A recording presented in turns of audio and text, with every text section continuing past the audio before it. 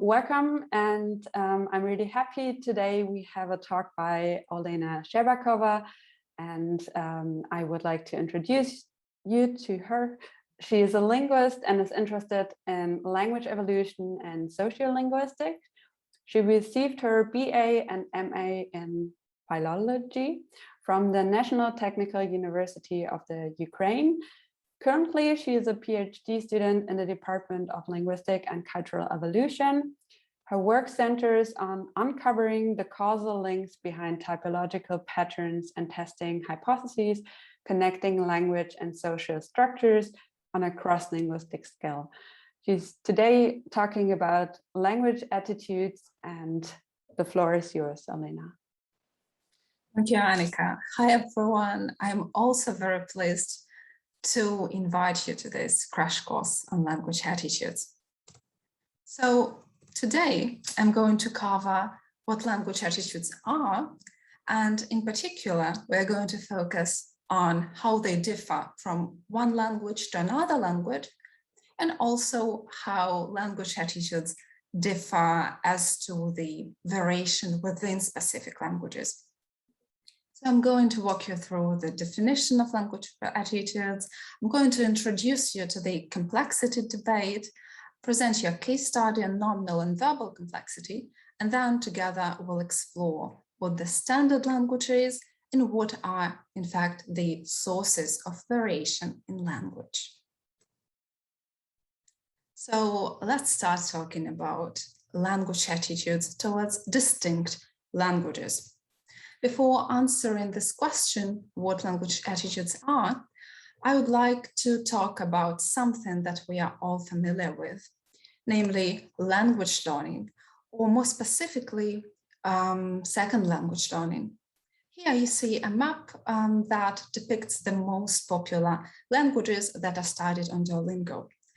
And if you look back at your own experiences with language learning, you can think about external and internal factors that define what kind of language you're going to study. On the one hand, there might be just one language that is offered at your school, or your country just typically prefers learning English, and all school children have to learn that. On the other hand, there might be a lot of factors related to your intrinsic motivation. You might be interested in visiting a particular country.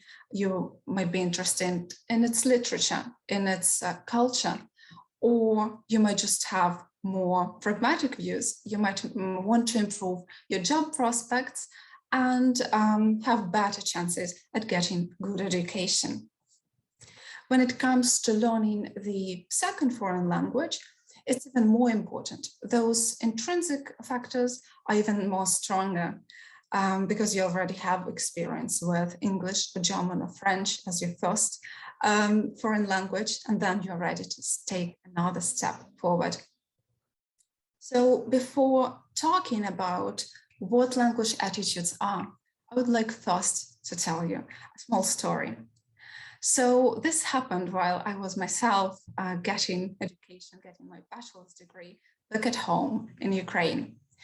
And during one of the lectures, one professor started sharing some interesting details about his personal life, which happens to be, the favorite part of any lecture for me personally. And that day, he was sharing a story about his son and how his son decided which second foreign language he would like to learn in the university. It didn't seem like an easy question, so he was torn between either continuing learning a language that he kind of already learned a bit in school on top of English, or starting from scratch, learning something entirely different.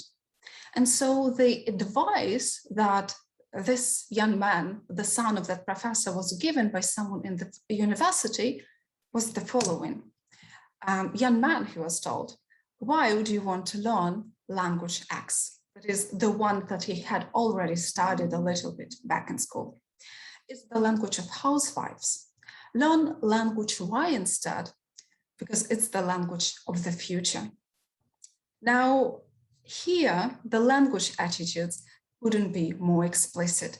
We see this very dismissive manner in which language X is written off. And we also see that language Y seems to be, from that subjective opinion of that person, worth investing time, money, and energy into learning, because this is the language of the future. Now, how about you try and guess in the chat what was meant by language of the future and language of the housewives?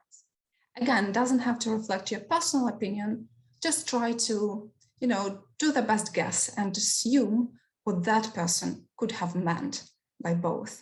I would be very interested in seeing any guesses or assumptions you make. So please just try and guess what could have been language of the future and language of the housewives in the chat.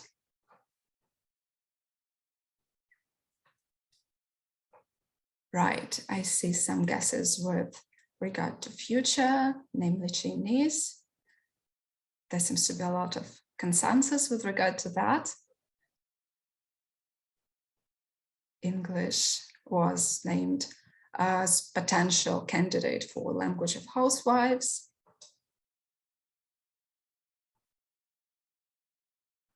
Right, now English seems to be another potential candidate for language for future. Housewives, Spanish and Japanese. Okay, so it seems to be that it's not that easy to define what could have been meant by language of housewives. Right. So I'm going to disclose what was meant, or in particular what that particular person meant. So language of the future was Arabic, and language of housewives was French. Now, that's quite a surprise, right? It's very tricky to define what our future will look like in many years, and also what will be the language of the future. So many things need to be taken into account, how many speakers there are currently of that language, or which industries that are currently flourishing and are going to be flourishing in the future too, and where are they based, in which countries, what are the speakers of those languages. As for the language of housewives, it's even trickier, especially taking into account in what an offensive manner it was meant. Now, language of housewives was French. So, and I also saw that in chat, there were also correct guesses. So how come that even when it comes to language learning, people seem to be already having this quite strong opinion on what is a good language to learn and what is a bad language to learn, what's worth your time and efforts and what is not? Well, this all boils down to language attitudes. This is the study of what people think about all the different linguistic varieties.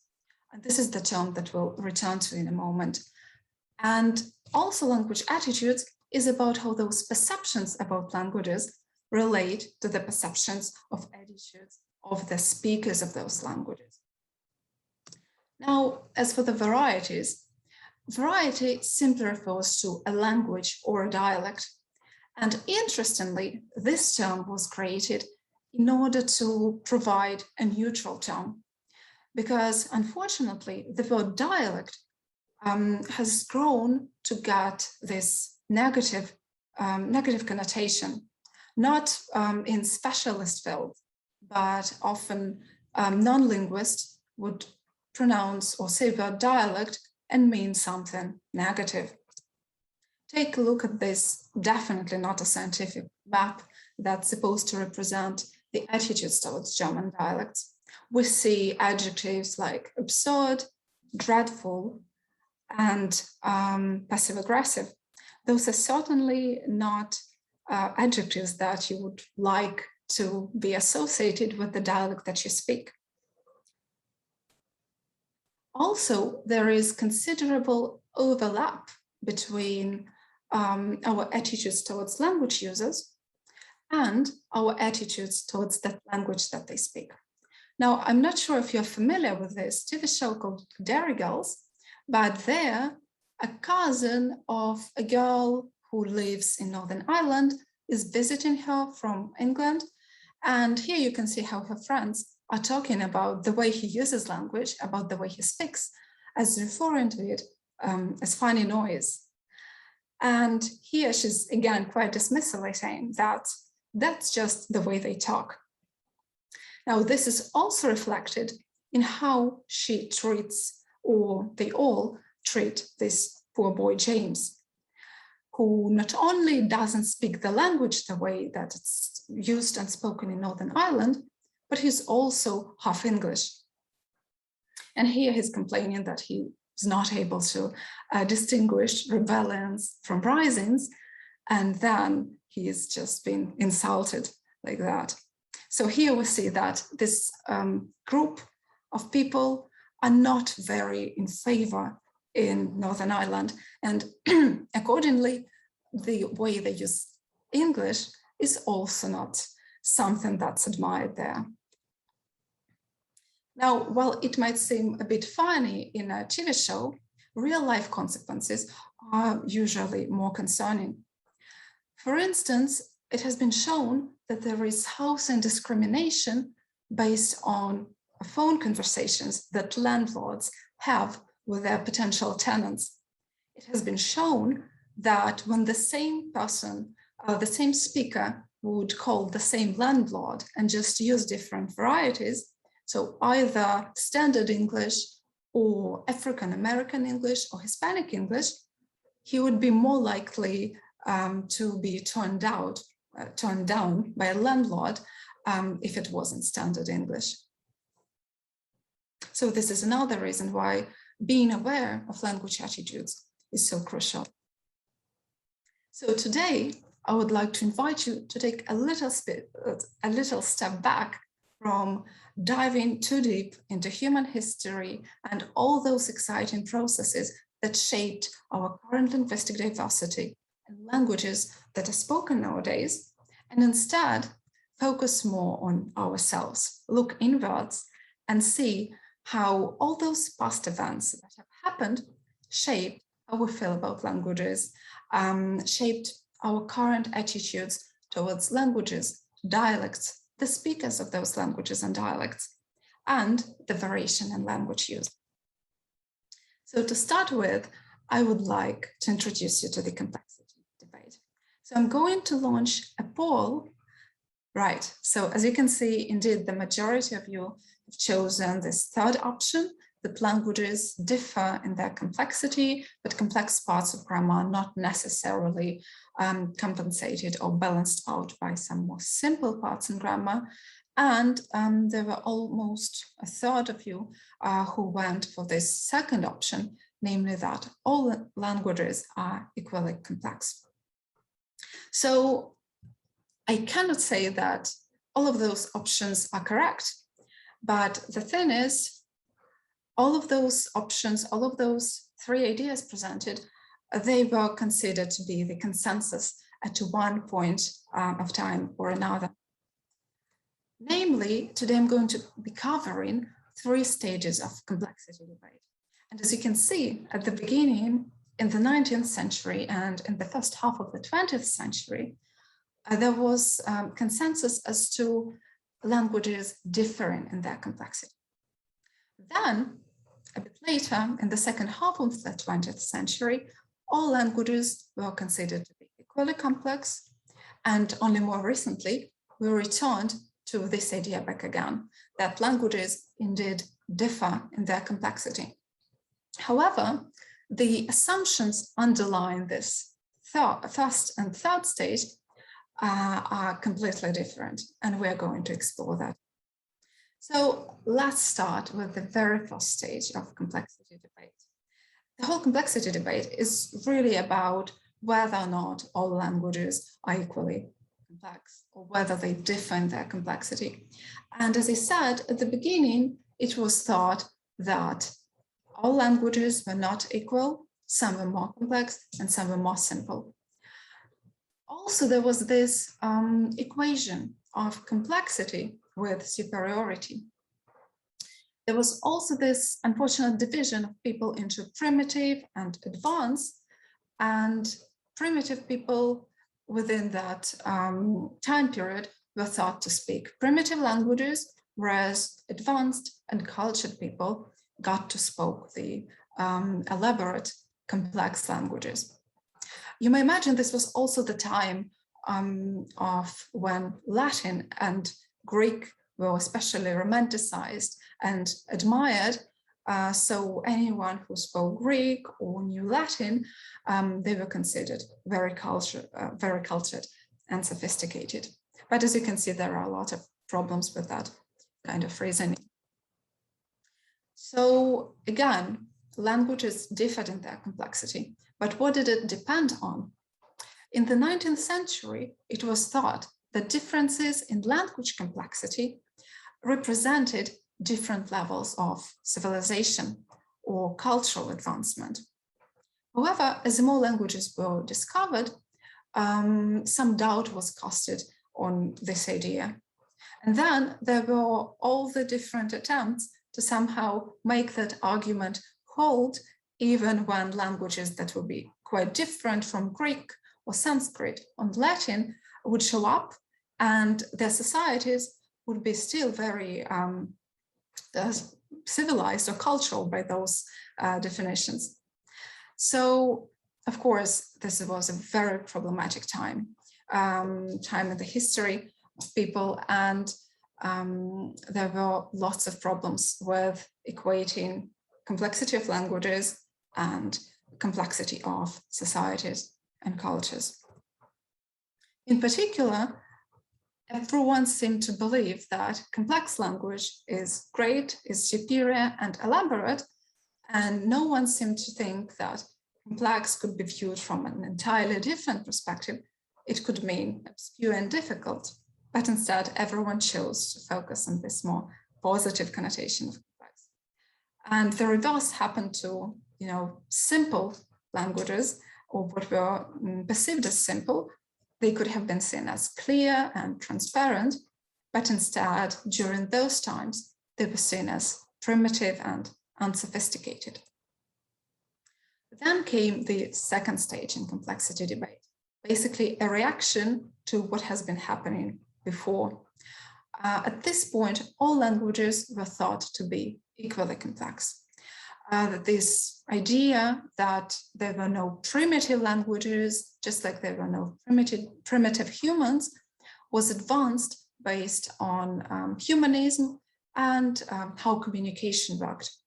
So the main arguments were that we are all humans and we are equal, and hence our languages are all equal as well. And as for communication, all languages needed to meet the needs of both speakers and hearers. And while speakers might want to, reduce their potential efforts and not necessarily put a lot of time into producing simple ideas with a lot of words and grammatical marking, hearers could actually benefit from it. They could benefit from additional grammatical information because this would allow them to reduce the probability of being wrong and misinterpreting a particular sentence. So all languages somehow needed to achieve that balance between needs of speakers and needs of hearers, between a lot of grammatical complexity and none at all. So another idea that was important in order for this statement about all languages being equally complex was this trade-off hypothesis. So if you can think about it, in order for all languages to be on the same level of complexity, they had to be making certain optimizations within their grammatical systems, because we know for sure that some languages have more cases, some languages have less cases, some languages have a lot of marking on verbs, some languages have gender systems, some languages have complicated pronoun systems. And just knowing that there are differences in those local kinds of complexities, in order for, at the end of the day, all languages to be on the same level, the adjustments had to be occurring.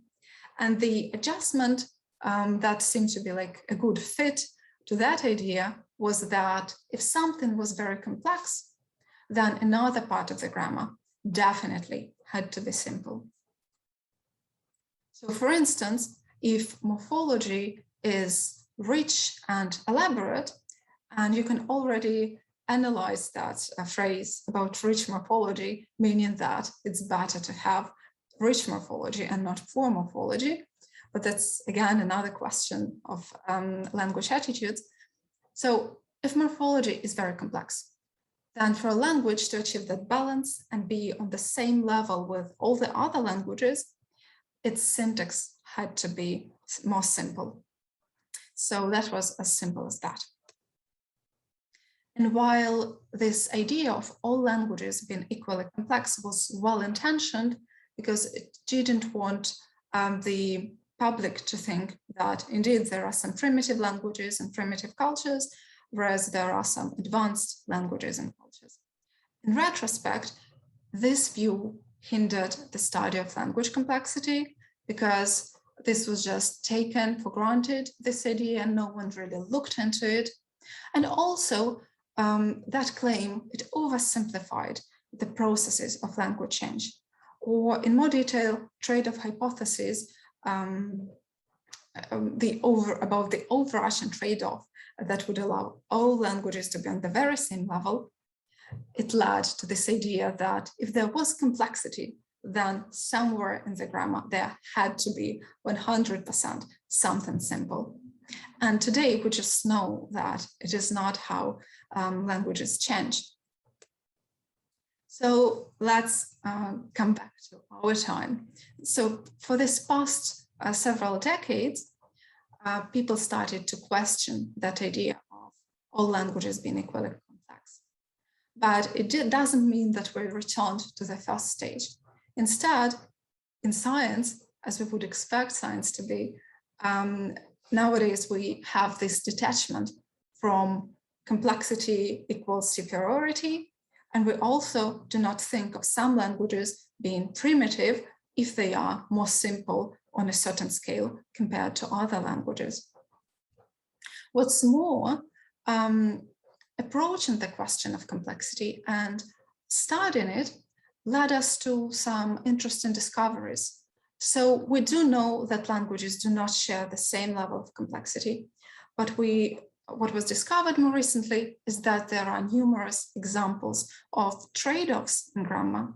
So there are no overarching, global, all-encompassing trade-off, but there are some that concern specific domains in grammar, for instance, between case marking and word order.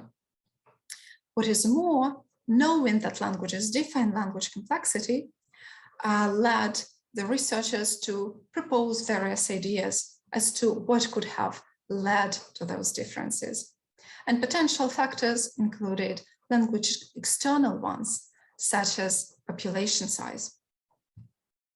So as you can see, it was really beneficial for progression of linguistics to take a step back from those very subjective language attitudes and leave it to the popular opinion, leave it to be subjective opinions of non-specialists, because in science, it didn't really do much.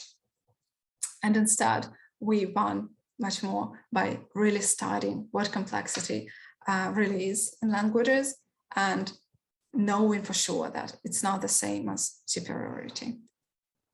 So now I would like to briefly share with you some of the results of the case study on nominal and verbal complexity.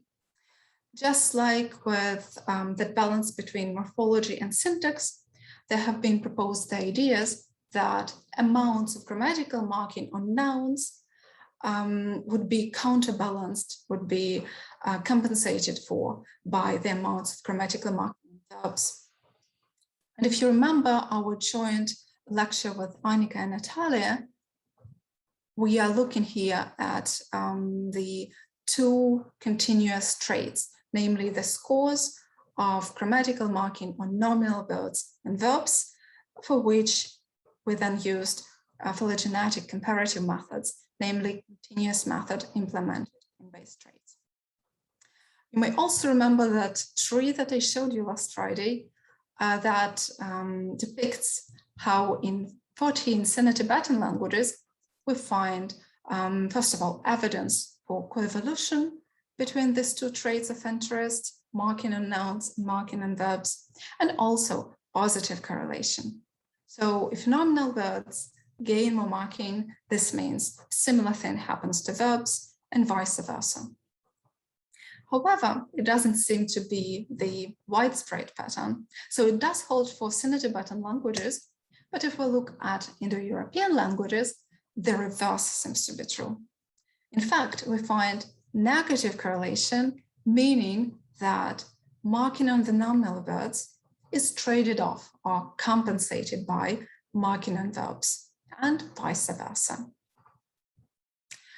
A similar analysis was also run on Austronesian tree, but there was no interrelationship at all between these traits of interest. So overall, by addressing this question of complexity, we learn that, first of all, no cross-linguistic tendencies are found, and importantly, patterns of change in complexity levels depend on the families and vary from place to place. And of course, languages do define their levels of complexity, in particular, the levels of nominal and verbal complexity. Now that we have talked about how language attitudes differ from distinct language to another distinct language, let's zoom in on specific languages. Let's see how language attitudes vary towards the variation in languages.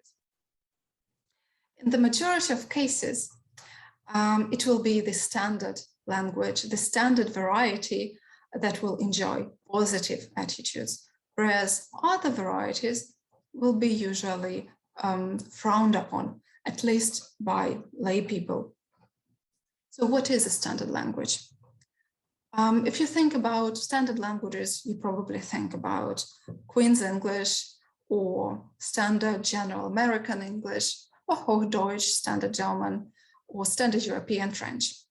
What all these languages are just a set of norms that are shared across many locations and which have acquired their own social meaning over time. And that social meaning is definitely positive. They enjoy high social value, and standard languages are usually acquired during education processes. So you do need to go to school in order to be exposed to the standard language for long enough so that you can practice and apply that knowledge of the standard language.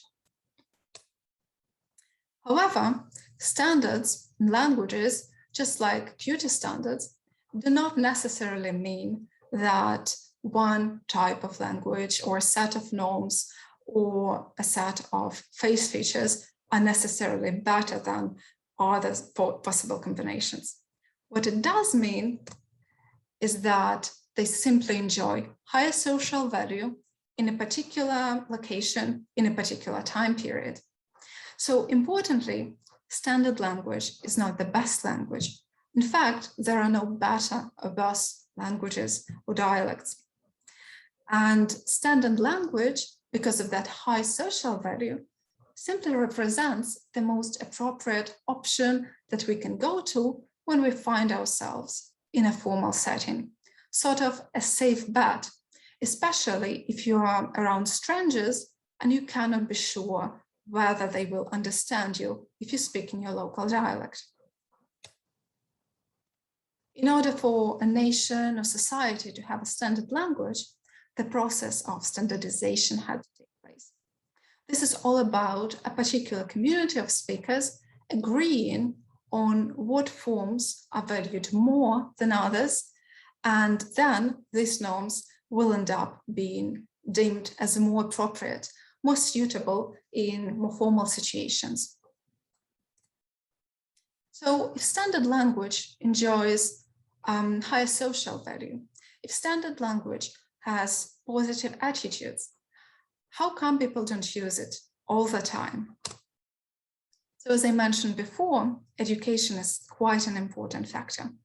So you do need to go to school for some time in order to be properly exposed to standard language, in order to listen to it long enough to internalize it, and also for you to have plenty of opportunities to practice it, to apply this language and sound truly like a native. What's more, social status also plays a role. If you are from middle class or from high class, you're usually either required to speak standard language in particular situations, such as at work, or often you will find yourself willing to speak it, especially if you know that there are certain benefits associated with it.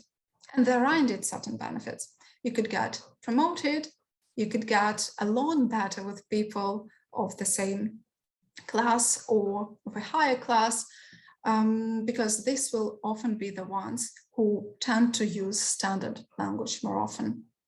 Now, it doesn't mean, though, that they use it all the time. It's in fact very, very rare that a person would be speaking standard language all the time, but we'll return to that later today.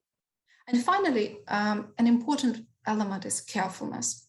By carefulness, I do not mean your personal characteristics, though. It's about being concentrated in a particular moment in time and having enough self-control to consistently produce the forms associated with standard language. So as you see, there are certain factors that need to be taken into account, and that's why partially we do not automatically produce standard language all the time. Besides, language is used in such a variety of social contexts, and we as human beings have so many different motivations that standard language is not always necessarily the best option to start with. So let's explore variation in a bit more detail. What causes variation? What are its sources? So you can think about the way we speak differently from other people as the divide between us versus them. Someone from our social class will speak more similarly to us, whereas people from other social classes will speak more differently to us.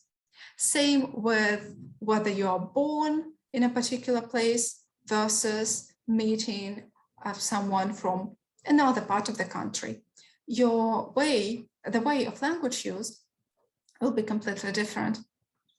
People who identify with different genders may also employ different strategies and use languages differently, and same concerns the people belonging to different generations. However, variation exists not only between different groups of people, variation also exists within us. So this is what I like to think as a divide, me now versus me then.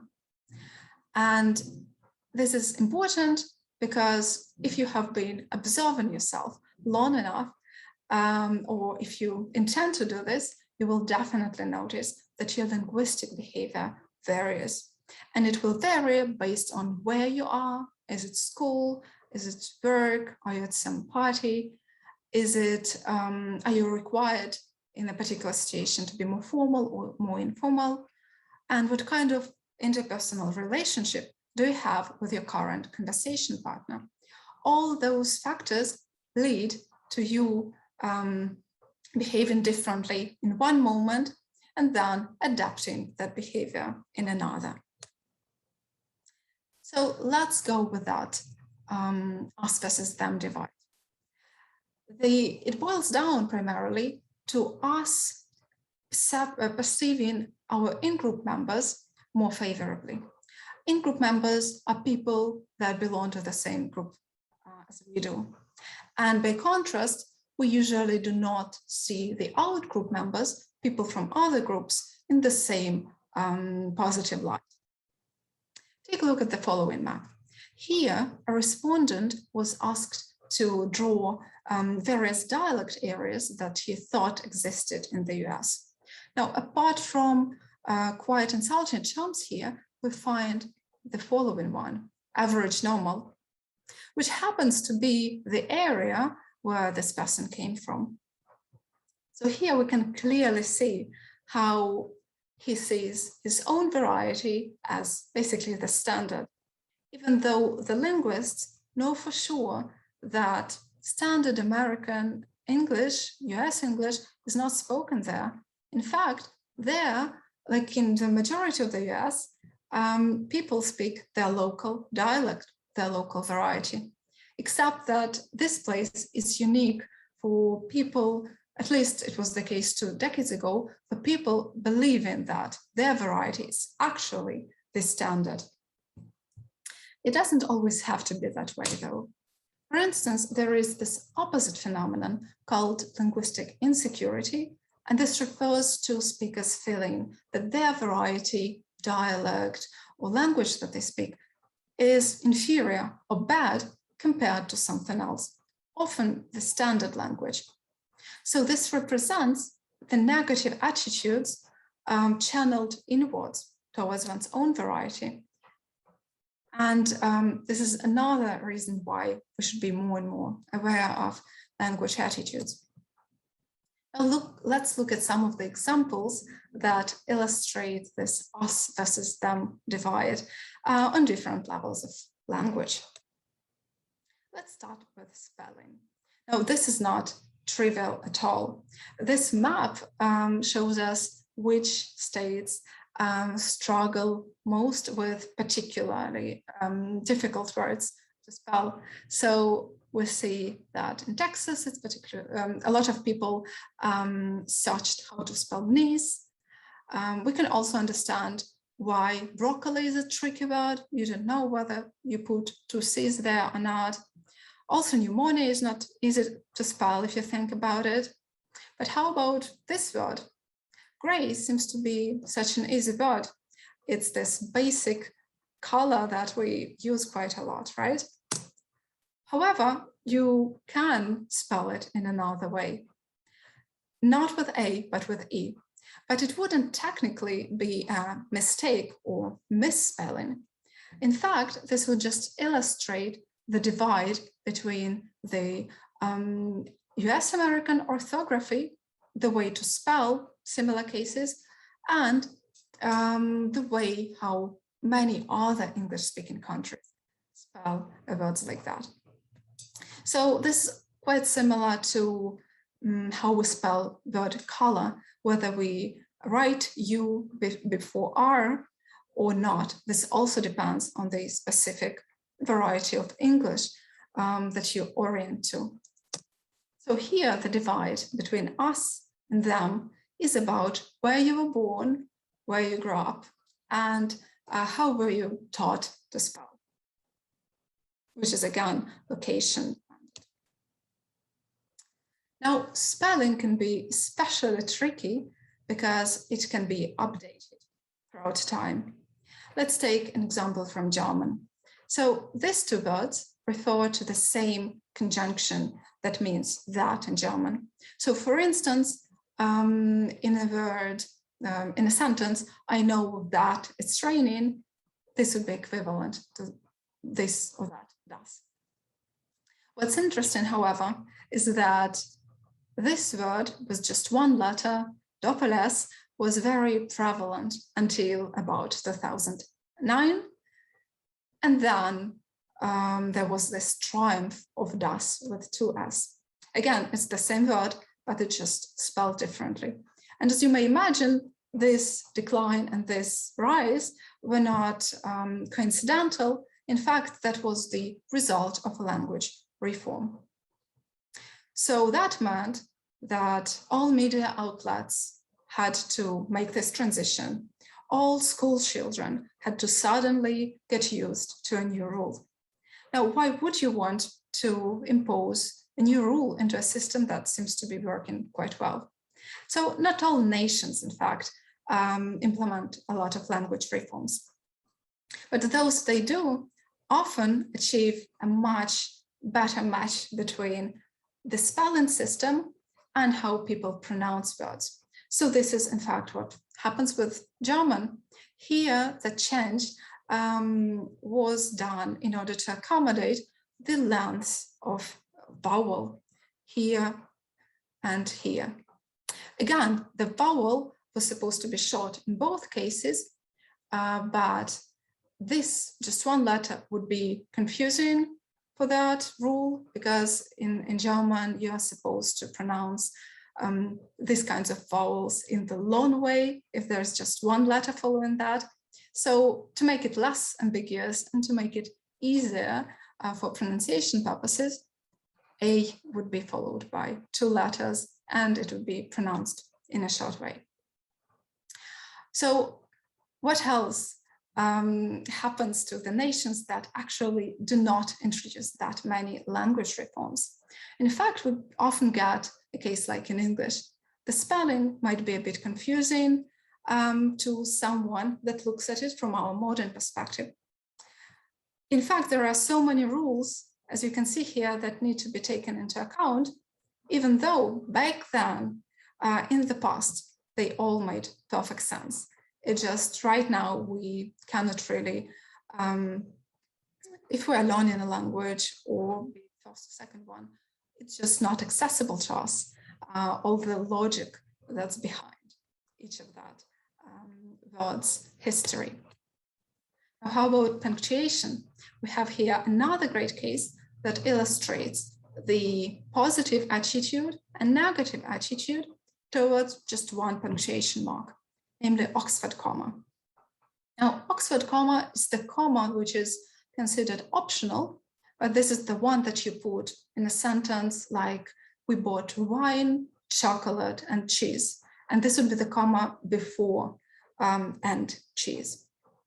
And here in this specific poll, you see that a lot of people are in favor of it. This is because this depends a lot on the education. Even if you look at the name of the Oxford comma, you can understand that certain universities, not only Oxford, just promote it because the main rationale behind it is that it reduces the ambiguities.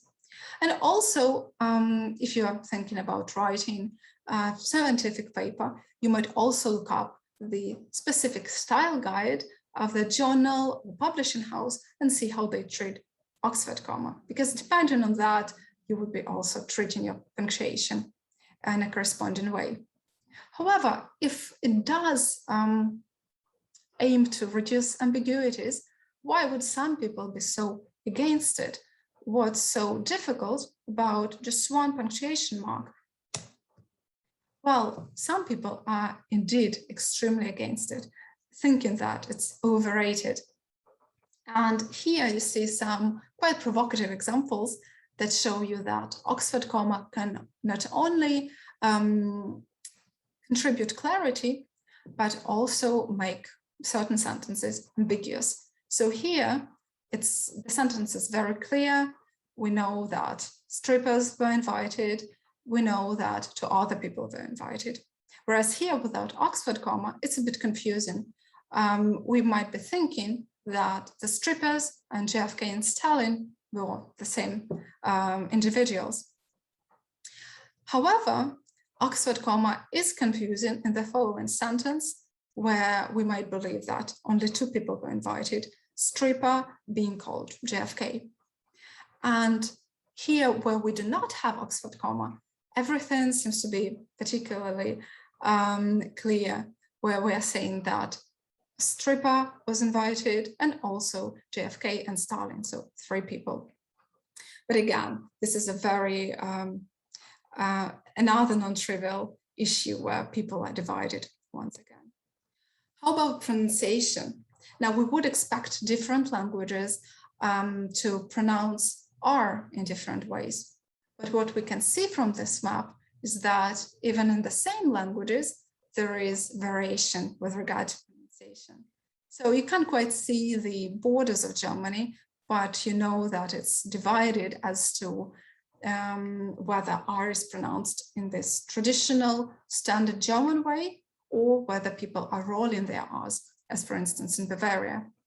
Now, I'm not even going to mention the holes in France here. And also we see that in southern Sweden, it's more likely to hear R as in European French or Standard German, whereas the rest of Sweden would be rolling their R's. And of course, we're all familiar with the way R's are produced in England as opposed to Scotland. So again, the divide here would be about where people were born and where they spent their formative years. Now we would expect a lot of variation in lexicon. For instance, here's an example from German about how people refer to plums. And it's quite clear that there are certain established regional patterns. Now, same concerns more man-made foods. Here, bread rolls are also not referred to with the help of just one word.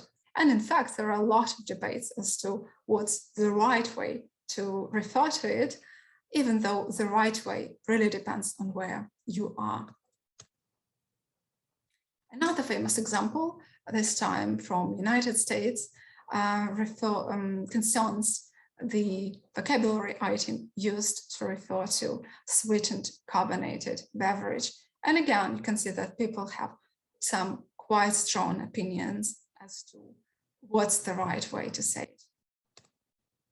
And just like with previous example, the right way really depends on where you grew up, what word were your neighbors using, what words were your parents using, and essentially what you have been exposed to throughout your whole life.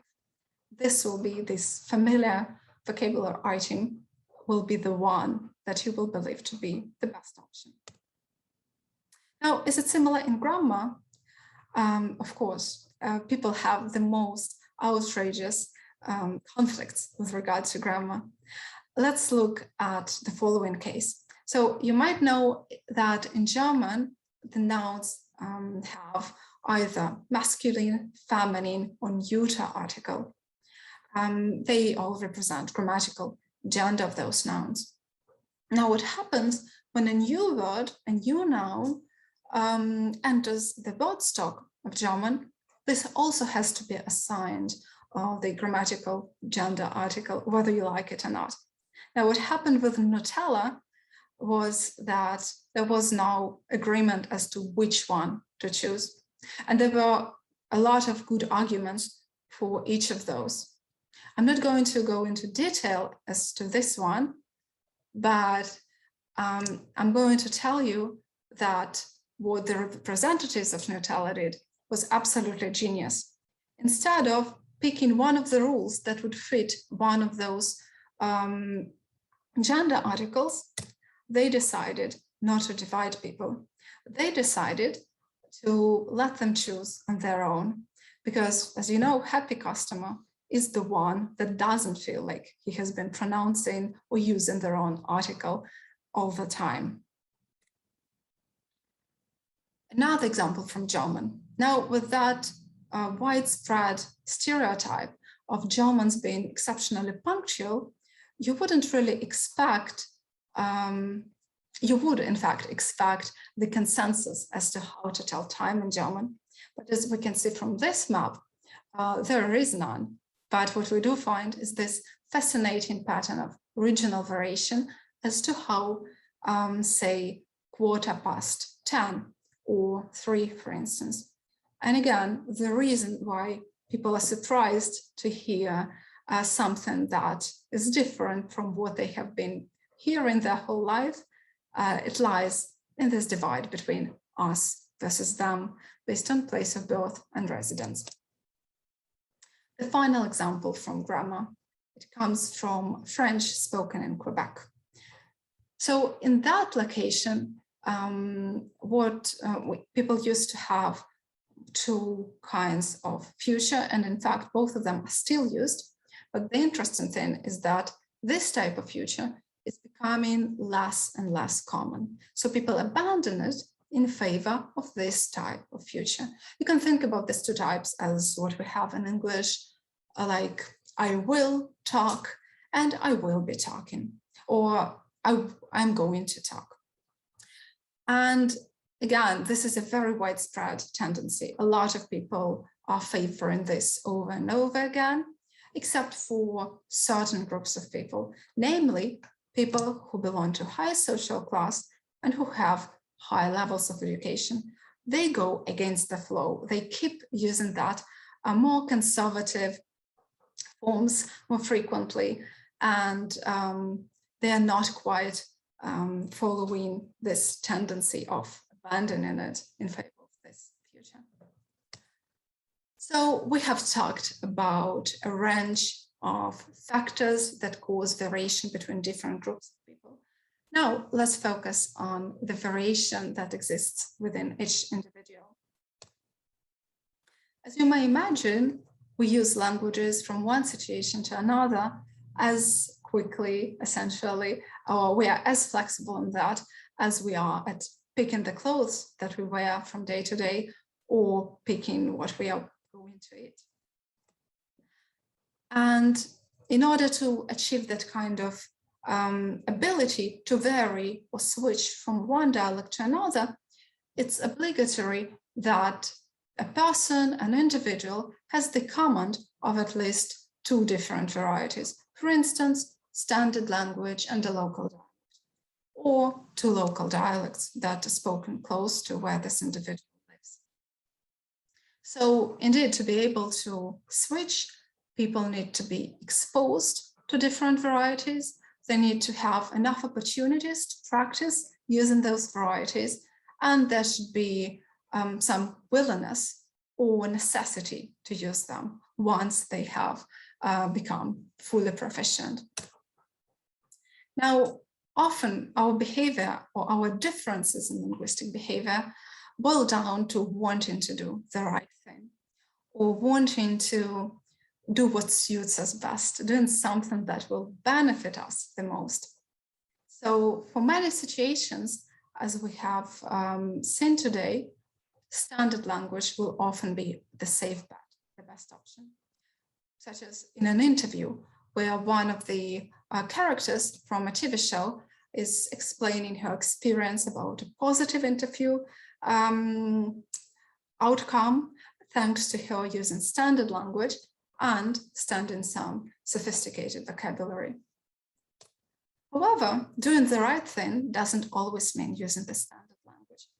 In fact, you can often find yourself in a situation where a local variety will be a much better option. For instance, a TV presenter in the UK received two versions of the same email from the same charity organization. One would be entitled BBC version, and another version was Middlesbrough. And Middlesbrough also happens to be the hometown of this TV presenter. So you can understand why it ended up getting so much publicity, apart from being so hilarious as well. So again, it doesn't have to be something as reaching out to a celebrity from your hometown.